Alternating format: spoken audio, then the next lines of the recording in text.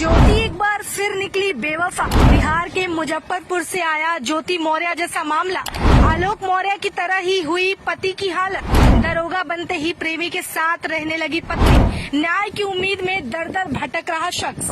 बीते दिनों देश में ज्योति मौर्य का मामला सुर्खियों में रहा। वहीं ज्योति मौर्य के उठाए गए कदम का असर समाज के कई लोगों पर पड़ा है।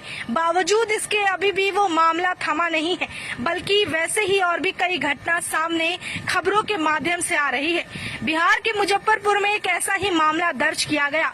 बिहार के मुजफ्फरपुर के प्रियरंजन नाम के शख्स ने आरोप लगाया है कि उसने जमीन बेचकर अपनी पत्नी को पढ़ाया, लेकिन पत्नी अब धोखा दे रही है। पत्नी को प्रियरंजन ने काफी कड़ी मेहनत करके घर की संपत्ति तक गिरवी रखकर और बेचकर दरोगा बनाया और बाद में पत्नी उससे अलग हो गई और प्रेमी के साथ रहने लगी। पीड़ित पति पुलिस अधिकारियों से न्याय की गुहार लगा रहा है। दरअसल पति ने पत्नी को पढ़ा लिखा कर पुलिस अधिकारी तो बना दिया, लेकिन आखिर में पति के हाथ बस लगी पत्नी की बेवफाई। पीड़ित पति ने बताया कि उसने जमीन बेचकर अपनी पत्नी को दरोगा बनाया और उसके बाद पत्नी प्रेमी के साथ रहने लगी। अपने पति को जान से मारने की धमकी भी दे रही है। प्रियरंजन ने बताया कि वाकई हैरान करने वाली बात यह है कि मेरी पत्नी का नाम भी ज्योति है। आगे पीड़ित पति प्रियरंजन बताते हैं कि वो 9वीं क्लास से ही ज्योति से प्यार करते थे। परिवार के खिलाफ जाकर उन्होंने घर से भागकर गुड़गांव में ज्योति से लव मैरिज कर ली थी। प्रियरंजन ने आगे कहा कि उनसे शादी करने के बाद जमीन बेचकर अपनी पत्नी ज्योति को पढ़ाई करवाई। वही पत्नी दरोगा भर्ती की तैयारी करती रही। उसके बाद सेंटर मैनेज करने के लिए मैंने ज्योति और उसके दोस्त को 10-10 लाख भी दिए। वहीं उसके बाद पता चला जिस युवक को उसकी पत्नी ज्योति दोस्त बता रही थी, असल में वो उसका प्रेमी था।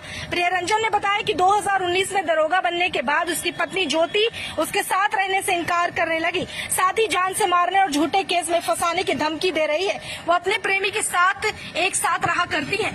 मेरी पत्नी और उसका प्रेमी दोनों एक साथ ही कोचिंग किया करते थे और दोनों एक साथ ही दरोगा भी बने।